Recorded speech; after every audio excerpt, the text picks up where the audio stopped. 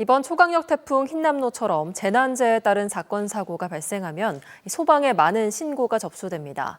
하지만 이 중에는 단순한 민원 해결 요청도 적지 않아 정작 중요한 신고가 늦거나 누락될 수 있는데요. 전화번호만 구분해도 이런 문제를 해결할 수 있습니다. 보도에 정창현 기자입니다. 곳곳에서 전화벨 소리가 울립니다. 도내에서 신고되는 119 접수는 모두 이곳 종합상황실로 들어옵니다. 접수를 일원화해 현장 출동과 대응을 체계적으로 만들기 위한 방책입니다. 하지만 이번 태풍과 같은 재난재해 상황에서는 감당하기 힘들 정도의 신고가 접수됩니다. 제가 있는 잠깐 사이에도 신고가 쉴 새 없이 밀려 들어옵니다. 특히 태풍과 같은 자연재난 상황에서는 그 신고가 폭증합니다.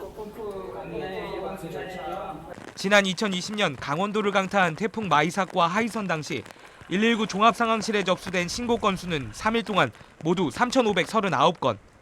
이 가운데 배수 지원, 시설물 확인 등 긴급하지 않은 비긴급 신고가 절반이 넘었습니다. 이번 태풍 흰남노 상황에서도 단순 민원이 빗발쳤습니다. 비가 와가지고 그 관련해서 시설물인가요?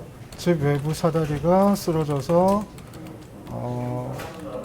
위험 요소가 있다. 확인을 해달라. 소방당국이 응급전화 세트를 마련하고 접수 대응 인원도 늘렸지만 한꺼번에 신고가 몰리면 중요 신고 접수가 더뎌질 수밖에 없습니다. 더구나 시급을 다투는 응급한 상황이라면 1분 1초가 더욱 소중한 시간입니다. 해결 방법이 없는 건 아닙니다. 긴급하지 않은 단순 민원 등은 110으로 신고하면 됩니다. 110은 국민권익위에서 운영하는 통합 콜센터로 전문 상담원이 접수한 내용을 시군 지자체 담당 부서에 전달하는 시스템입니다. 인명구조 등이 필요한 현장에 저희가 신속하게 도착하기 위해서는 그 단순 배수 요청이나 물잠김 이런 민원류의 신고는 110번을 이용하시면 신속하게 처리가 가능하고 인명 대피, 구조 등의 상황에서는 119를 신고해 주시면.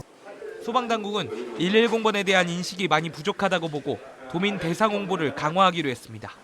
지원뉴스 정창영입니다.